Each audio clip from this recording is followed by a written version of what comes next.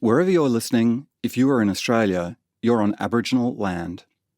At the National Film and Sound Archive of Australia, we pay respects to the elders and acknowledge their ongoing custodianship of the country where we made this podcast and of the country you're listening to it on.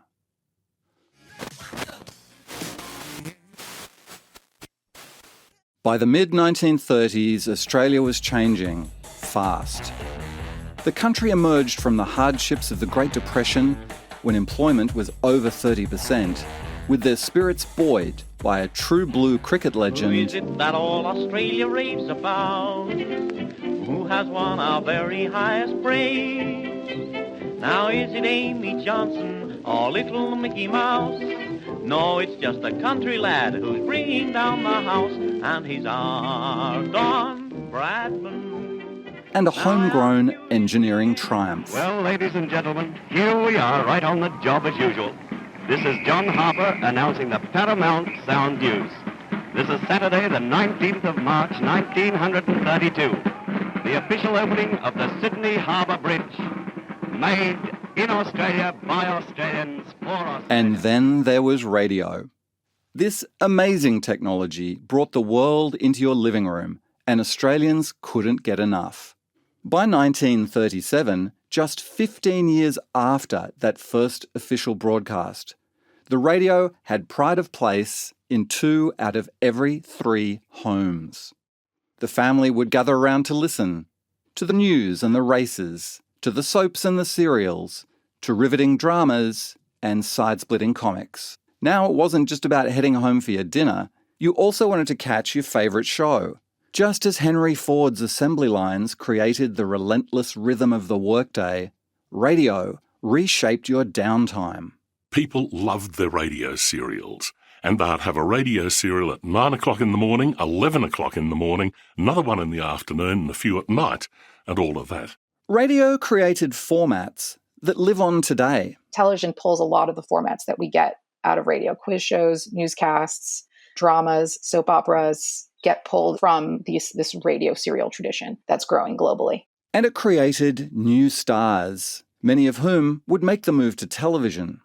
The golden years of radio may have only lasted a few decades, but they helped shape the media of the 21st century.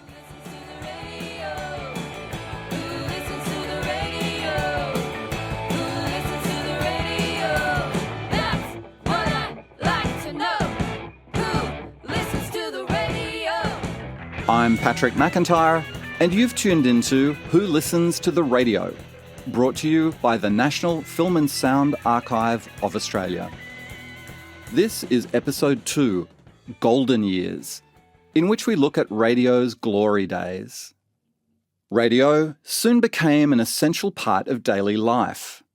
It was great at bringing you the news, especially if you lived in the country, where it might take 4 days for the newspapers to arrive.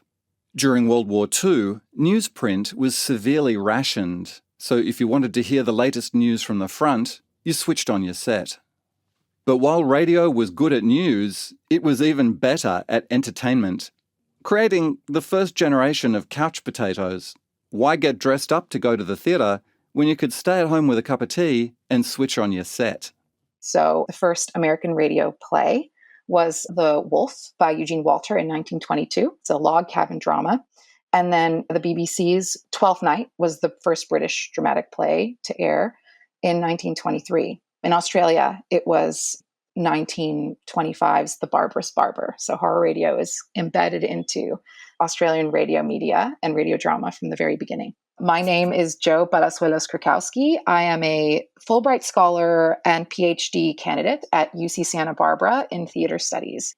What's really cool about radio serials is, well, you think about it, you have to fill content, right? You've got all of this airspace. And the radio serial is fantastic because it allows you to revisit the same characters. So you don't have to do all that groundwork, but you put them in new situations and you can tell longer stories over a longer period of time. Those stories included comedy, crime, the supernatural, and even a homegrown Superman series. At first, they were based on American and British formats, but later, local shows like Blue Hills and The Naked Vicar Show became hits. Everybody got away. I'm not sure that we shouldn't be taking Topsy into Wagga ourselves, Rose. But it'd be silly two cars going, Uncle Ed. And Uncle Jim said ages ago. Radio was a communal experience. Every time you tuned into your favourite show, you knew countless other people were listening at the same time, and next day you'd all be talking about it at work. And that was part of the thrill. Like the internet in a later age, radio connected you no matter where you lived. Radio took inspiration, and sometimes performers, from vaudeville theatre, a mashup of songs, dance, magic and comedy. Vaudeville performers were also great at ad-libbing, which was important for radio, as industry veteran Bruce Ferrier explains. That ability to ad-lib also carried over into radio serials and the radio serial actors, because the cost of a disc, because I used to cut the acetate for a recording live, and you had these machines that would carve out the grooves of the master disc. They cost about £2 each. Sounds like nothing today, but it was a huge amount of money. And so radio actors quickly learnt in Australia that if they made a fluff and screwed up a disc, they were less likely to be employed for the next serial. Resultantly, they too were able to ad-lib, and it was something for which Australian radio actors were internationally renowned. Australian radio actors were the best sight actors in the world. So you could put a script in front of them and they would just murder it in the best way possible. Among the biggest names to move from the theatre to the radio was Roy Reen, better known as the iconic character Mo. His live segment on the Calling the Stars program was hugely popular. And beloved performers like Ruth Cracknell, for many decades one of our biggest stars, you may remember her from Mother and Son, she also got her start in radio.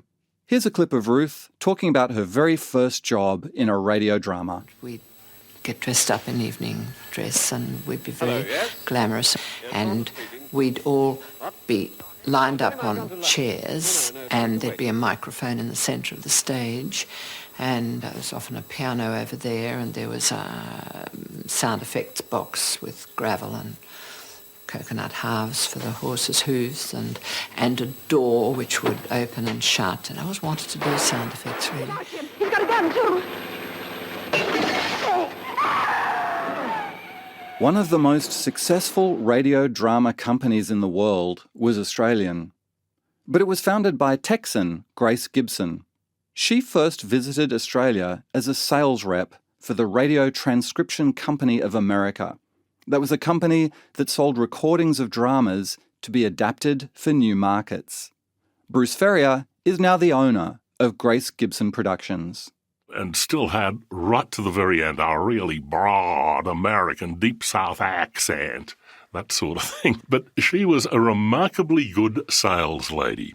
The managing director of 2GB, Alan Bennett, went over to Hollywood in the very early 1930s to do a bit of a study on what the new innovations in radio were. And he quickly realised the big up-and-coming thing was radio serials.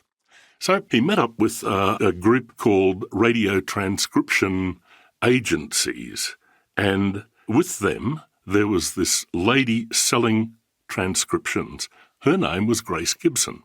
She sold him every single serial script that they had. But he did it on the basis that she had to be seconded to come to Australia for 6 months to show them how to set up a recording studio and run it and all of that sort of stuff. So she was there from 1934 when she arrived out in Australia.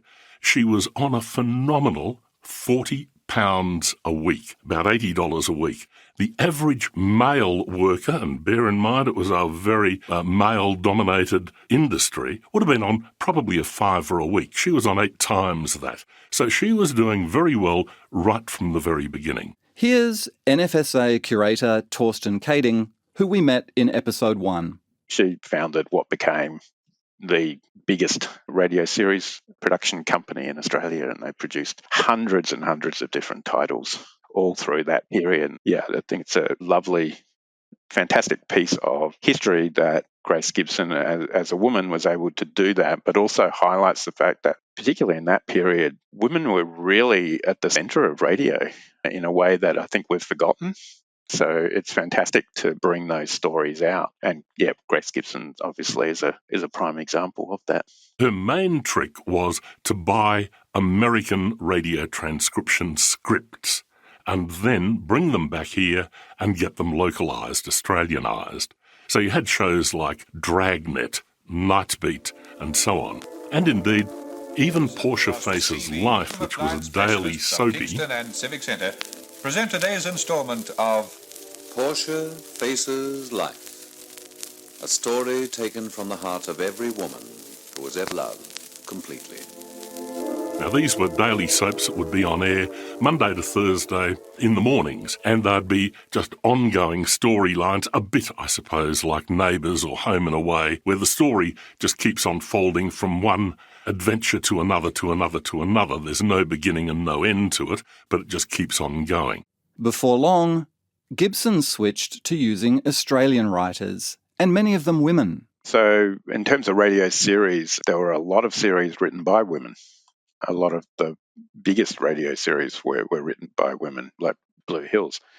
And also because they are dramas in the same way we'd produce dramas now with actors playing those roles, a lot of female actors became really, really famous in Australia during that radio period. The announcers were almost entirely men. But a lot of what was going on in terms of writing and production, women were heavily involved, which, I think is a story that's worth telling. From the beginning, women were an important audience for radio, and their tastes were surprisingly varied. Here's Jo.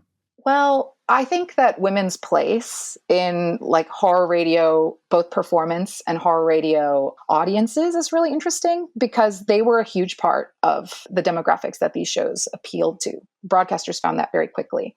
So if you look at the show The Witch's Tale, which airs in America in 1931 for the first time, and that's where kind of the radio horror serial is thought to begin.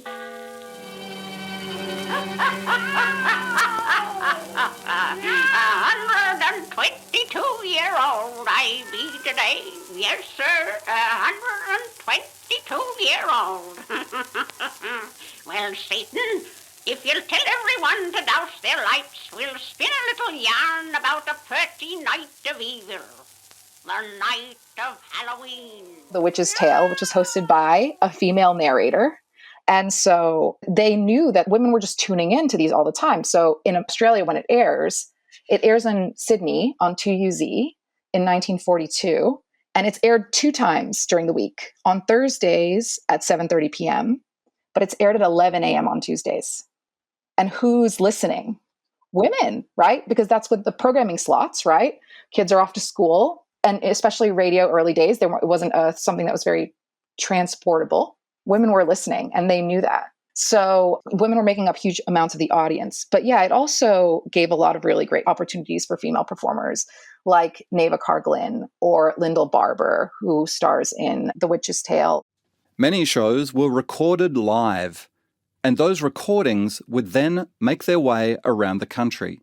You'd have a rehearsal, so everybody in the studio, right, rehearse, bang, and then, okay, now let's go for the record. And so they'd hit the record button and then record that episode. From there, that acetate would go off to a production pressing company, and about 6 copies maybe of that serial were made, and then they were sent out eventually to radio stations across Australia. So you might start off with, say, 1 disc going to maybe a Brisbane radio station.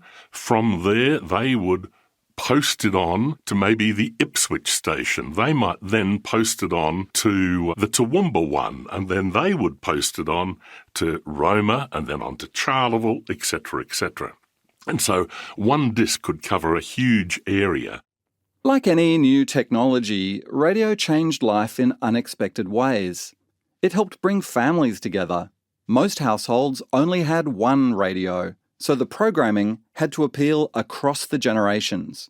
So they were the absolute golden days of radio. And that's the era of Jack Davey, John with the Quiz Kids, all of those sort of shows. And you had the Caltex Theatre, the Nile radio players, etc., etc. All of these shows for both daytime but very especially nighttime.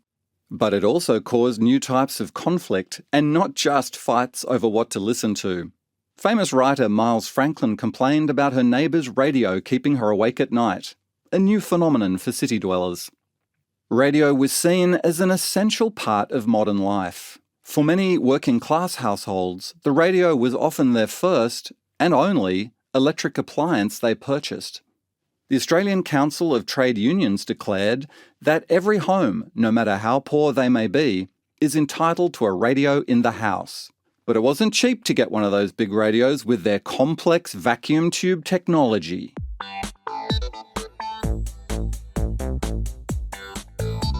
This is Andy Trieu, your science correspondent. Yes, vacuum cleaners. Vacuum tubes. Ever wondered about those, vintage-looking tubes in electronics? Meet vacuum tubes. They control electric currents in a high vacuum, making them the OGs of electronic devices. From thermionic tubes for signal amplification to vacuum phototubes detecting light, they've had quite the journey. Picture hot tubes in audio amps emitting a cool red-orange glow. Iconic, right? Take the diode, aka Fleming valve, invented in 1904. It's the simplest tube with electrons flowing one way, cathode to anode. Add control grids and voila! They become the heart of early electronics, powering everything from radios to TVs. Fast forward to the 1940s. Semiconductors took over. Smaller, cooler, and more efficient.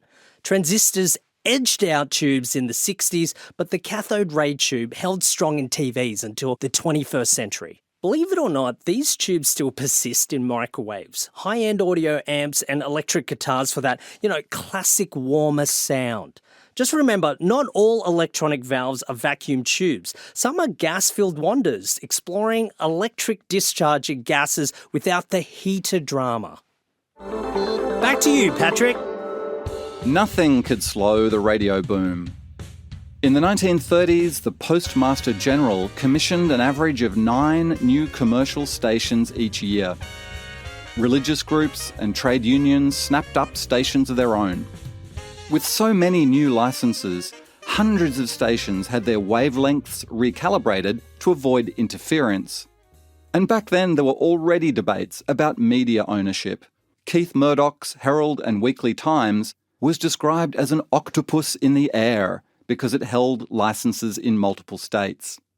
A radio license cost just £25, but you could rake in big advertising dollars, making radio just as much of a threat to newspapers as the internet is today. Advertisers helped shape radio programming. In fact, the term soap opera was a reference to the soap manufacturers who sponsored serials in the US. The biggest advertisers didn't just sponsor shows, they even produced them. Australian shows like the Lux Radio Theatre, which was recorded live in the studio, were glamorous events, with performers as well as the audience dressing up for the occasion. And then there was Australia's Amateur Hour, the precursor to the X Factor and The Voice. Starting in 1940, it ran for 19 years and featured amateur performers from every corner of the country. And it helped reflect the changing social and cultural face of Australia in the 20th century. Here's a clip from a 1952 episode featuring vaudeville and country legend Chad Morgan. Well, now for aircraftsman Chad Morgan, who's a hillbilly. He's our 7th artist tonight. What's that Chad stand for? Cut what? that out, Mr. D. Can't you leave that out? Well, I don't know. Is it rude? What's it mean? No, just Chadwick. Oh, Chadwick, is it? That's a pretty fussy sort of name for hillbilly, isn't it? How do you come by that, I don't know. My parents just picked it up. Did they? That's fine. At this time, broad Aussie accents weren't often heard on the radio, unless you tuned in to Dad and Dave. Dad and Dave from Snake Gully, which I think starts in the 1930s and had a series of movies made as well coming out of the radio show. It was that popular. It's hugely popular and launched the career of a lot of people in radio. What are you doing, Dan? I'm very busy. 2 and 5 is... why don't you do something useful instead of sitting with your nose in the paper all night? Oh, I finished the paper now. So don't talk. Dad and Dave was one of those where, because it's comedy, they were able to use really broad Australian accents that you didn't hear anywhere else on the radio or anywhere else for that matter in a media sense. So I think that was part of what made it hugely popular and was able to connect to people. Radio announcers were expected to use received pronunciation, also called BBC English. Lifebuoy present the 498th programme of Australia's Amateur Hour. A full hour with the amateurs of Australia relayed over a nationwide network of 48 stations, and to our armed forces in the Pacific and Japan over Radio Australia. There's no doubt at all that speaking proper Australian was really it was a very much of an Australian version of British. And I mean, just listen to the politicians of the day, like Sir Robert Menzies, a very rounded sort of cultured, but it was a cultured Australian accent rather than a very British one, but it certainly had big heaps of British overtones in there. Likewise, newsreaders and announcers, especially on the ABC, but also in commercial radio, very much. That was the scene standard to be. And it was an era, and in fact, even when I joined in radio, it was still an era of if you had a really good voice, then you were halfway there sort of thing. That only started fading away, I suppose, in the 1970s onwards when it became a lot broader and a lot more relaxed and Aussie-fied, I suppose. This is Wendy Harmer, comedian, author and legendary radio presenter. We'll be hearing more from her in episode 4. It is quite amazing when you think about it, how the Australian accent has changed on the radio. You know, how in the early days you'd have to be speaking in a rather cut-class accent, like the Queen.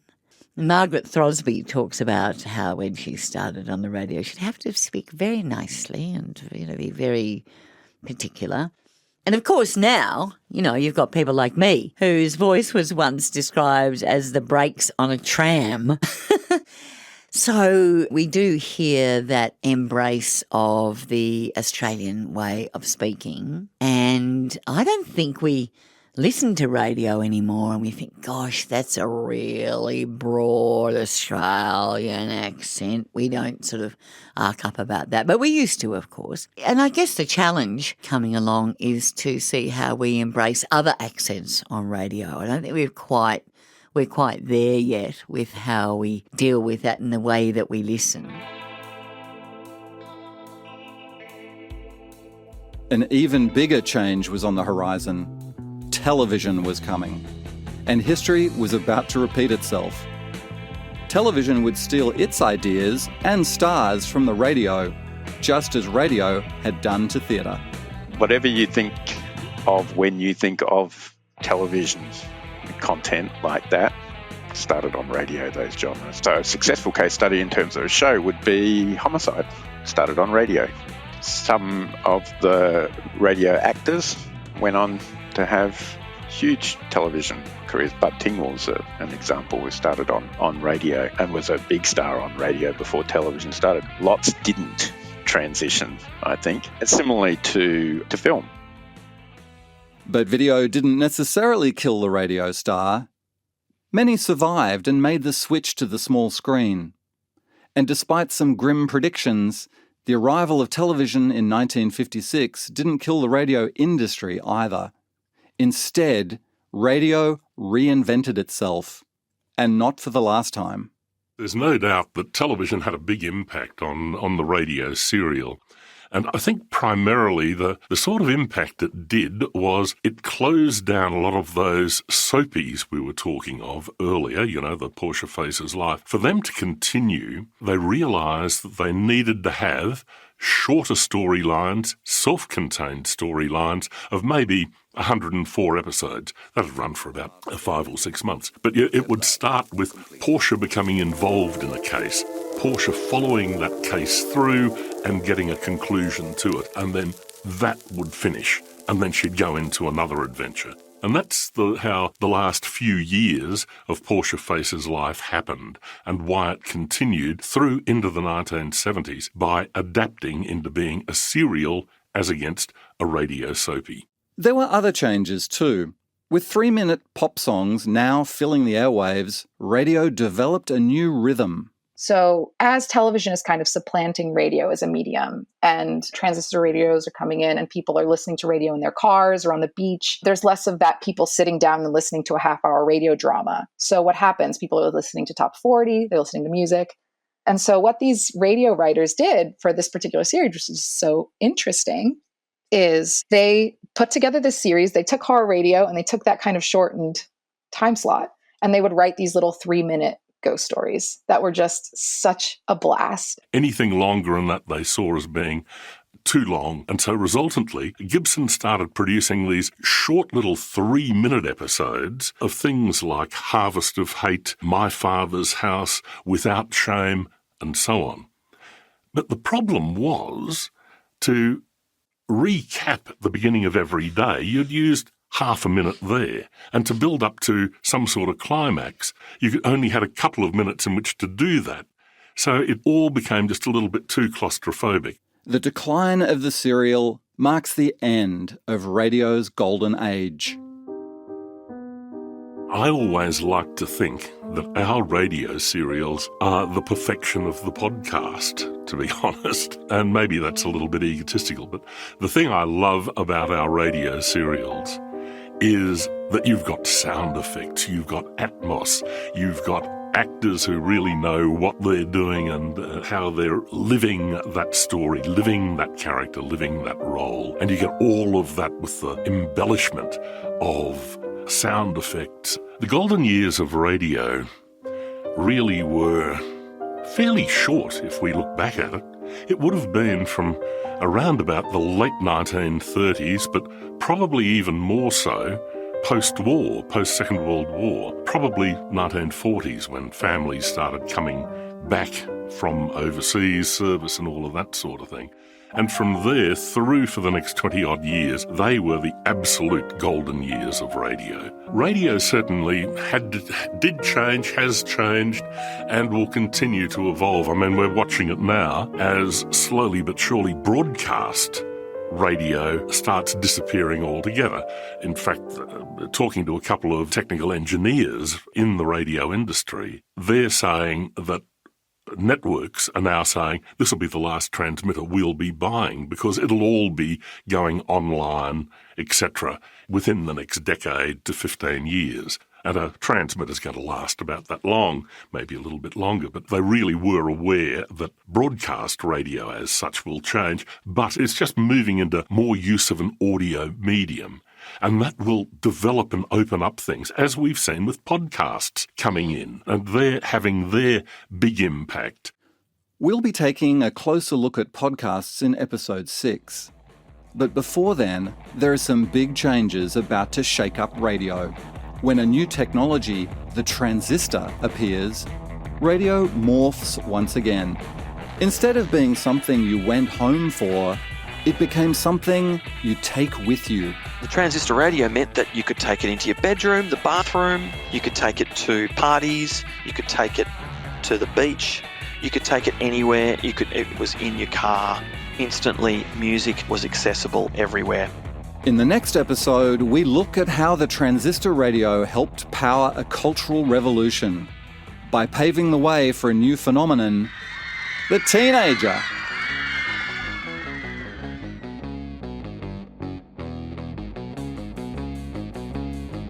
This has been Who Listens to the Radio, brought to you by the National Film and Sound Archive. Thanks to our guests, Bruce Ferrier, Joe Palazuelos-Krukowski, Wendy Harmer, our science communicator Andy Trieu, and of course NFSA Curator Thorsten Kaeding. You can visit our Radio 100 digital exhibition at nfsa.gov.au. If you've enjoyed Who Listens to the Radio, don't forget to rate or review wherever you get your podcasts.